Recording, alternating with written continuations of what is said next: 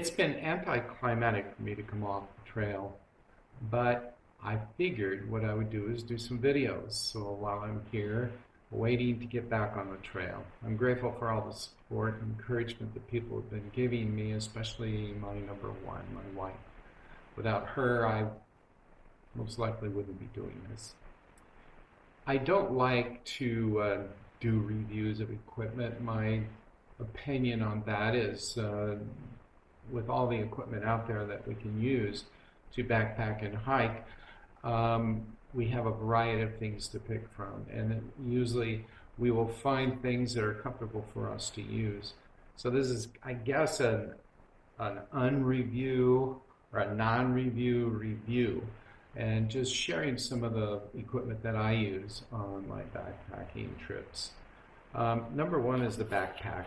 What I am currently using is a Z-Packs Call. What intrigued me about this pack was its arc system, where you have the pole here and you can adjust it to create an arc, so it puts the pack away from your back. The problems I've had with other packs is the sweat that I would get from them on my back, and I didn't like that much. So this intrigued me, the system, as well as a lot of the reviews. I used it in the John Muir Trail for a week. I used it on the Rogue River Trail and fell in love with it. But when I was on the JMT, some things occurred on that trail that I am in the process of getting a different pack, a frameless pack. The good things that I liked about it was the storage, this pocket here, the pockets on the side for your water bottles or other items that you could pack. I enjoyed the large storage little packs that you put on your hip belt. I enjoy these, and I might even use one of them for my other pack. The things that I didn't like, and perhaps the reason why I got another pack, was it was very uncomfortable for me. For some reason, these straps would sit more on the outside of my shoulders. So in fact, just from my one-day hike, recently, I still have soreness right here. What would happen is these would slide down my shoulders, and most of the weight was out on the side here. And I don't know why that is. One factor might be that you've got a narrow strip here with the foam, and so most of the pressure is put into one narrow place. Also, perhaps another reason is the way this is set up. This is, I guess, narrow enough between your shoulders to sit okay. But the problem is you've got these tension straps here that are outside and away, so they pull the straps out.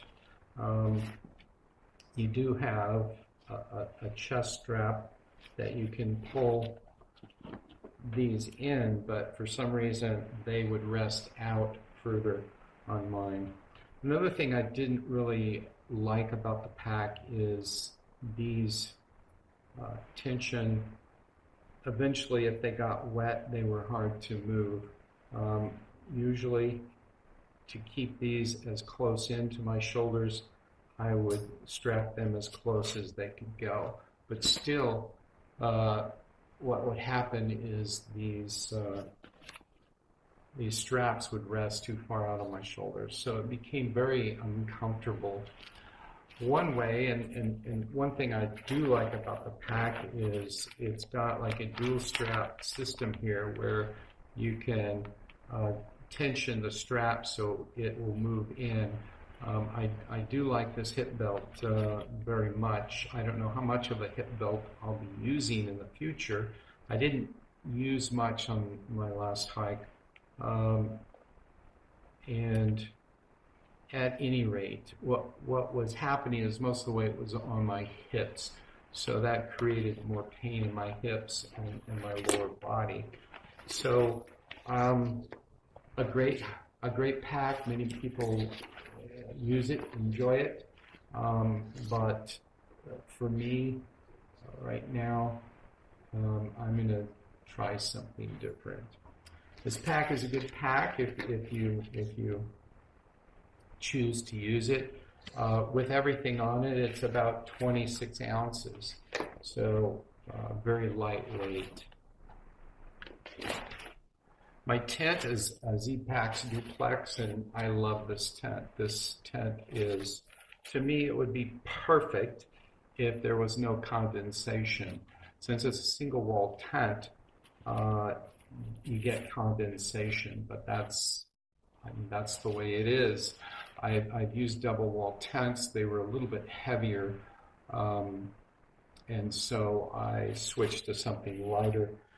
This pack, or this tent, is with everything, which includes a ground cloth or a footprint and stakes, is 31 ounces, which is very light. One thing that some double wall tents, especially Big Angus, is coming out, they're hitting around the 2 pounds, so that might be something in the future I might look at. The good thing about a double wall tent is you can take the fly off or the outside wall and shake it, and you don't have a problem with the condensation coming inside. Anyway, as I stated, I love this tent. I love the way it sets up. I use trekking poles, and it sets up with trekking poles. It's very light. It's made out of Dyneema or Cuban fiber. This is the footprint or the ground cloth. The reason I got this is you have a situation where you put the tent up, and when you take it down in the morning, sometimes there's moisture coming out of the ground and on the bottom of your tent, which turns into actually mud. And so you've got that problem. It's much easier if that moisture comes on a ground cloth or a footprint to be able to at least shake it off as much as you can and fold that dirt into it. And by the time you set it up at the end of the day, it's pretty dry and it comes off easily. Another reason I got the footprint or the ground cloth is because I'll probably be doing some cowboy camping as well, and I'll use this as a ground cloth for my sleeping bag to set on. The tent stakes, that is something that I was concerned about, because you get the ones that, the cane-shaped ones with the curve at the top.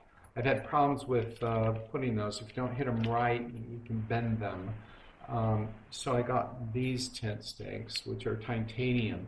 They're a little more expensive, but they have worked very well in terms of going into the ground and pulling out of the ground, as well as if you need to set up your tent in a situation where you can't stake the ground and use rocks for it, they fit very well in terms of securing them that way.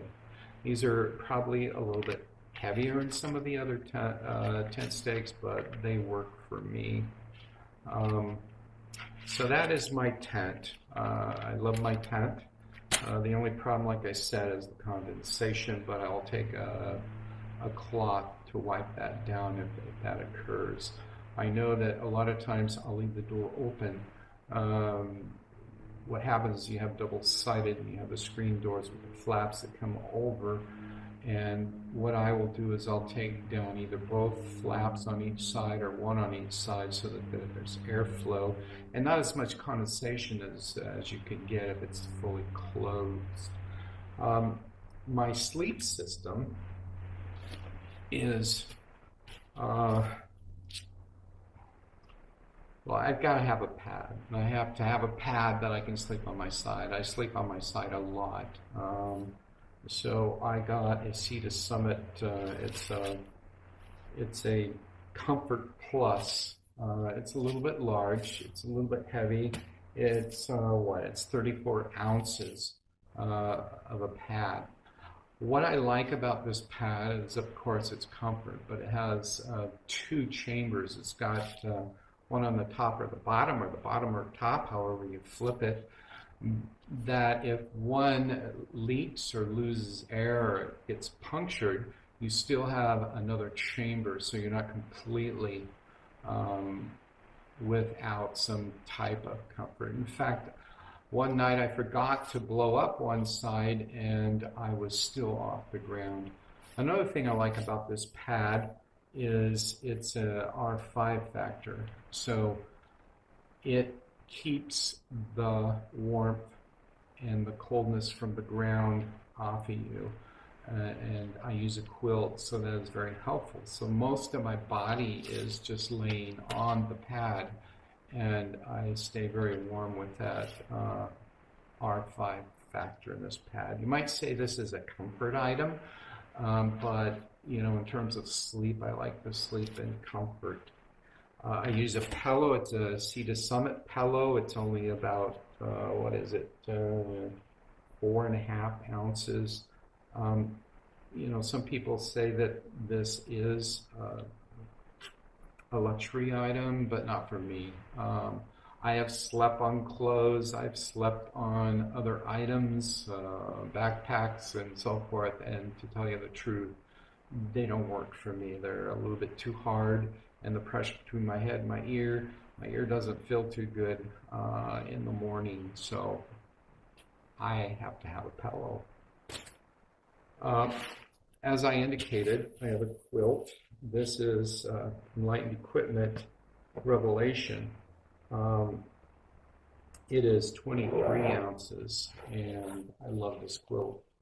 Now, the reason I got the Revelation is because you can take it apart and it will turn into basically a blanket. I know some people have complained about the section down here, your foot, your feet box, that it opens up and air can leak in. I haven't had that problem.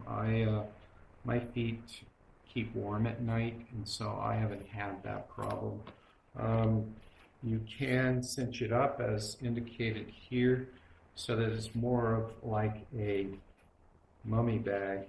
It has straps that you can put around your pad so that it tucks under your pad, or it tucks to your pad so that you don't get air leakage. And these are great to use. What I also like about this is you've got the snap around the neck, which you can snap and it basically closes up. I love this quilt. It's a 20-degree quilt. It's worked good for me. When I was in the Sierras, there were a couple nights that it got cold. I had to use my puppy to keep me warm. I did stay warm. But I think it got down to about 25 degrees. So perhaps in colder weather, sub 25 degrees, you need a warmer bag than this. And so I'm looking at getting a 0-degree bag for the Sierras or the Cascades, where it might be colder. Anyway, that's my non-review. Just one plug. I have basically been very skimpy on my clothes. I use a lot of polyester. I'll go to Walmart and get, the wicking, dry, athletic t-shirts, and I don't look too pretty on the trail. But what I've done is I've gotten some merino wool shirts. I love this shirt. In fact, I have hiked with this the 20 miles from Campo to Lake Marina, and wore it all day yesterday, and I'm wearing it today, and no smell. So I am sold on merino wool. They are comfortable, they are warm and cool, they wick. But the thing is even though you hike your trash, you won't smell as bad as if you use polyester, which I've used. I've used a Columbia shirt, used it one day, and I couldn't even stand my own smell. So I can imagine what other people might smell and think of me and maybe avoid me because of that smell. So I returned that shirt, and I am sold on merino wool shirts. I am anxious to get back on the trail and use this equipment that I've shared with you. And when I do, I'll talk to you then. I'm standing here sucking wind, and this rock is smiling. And I think if it could make sounds, it would be chuckling at me. Oh well.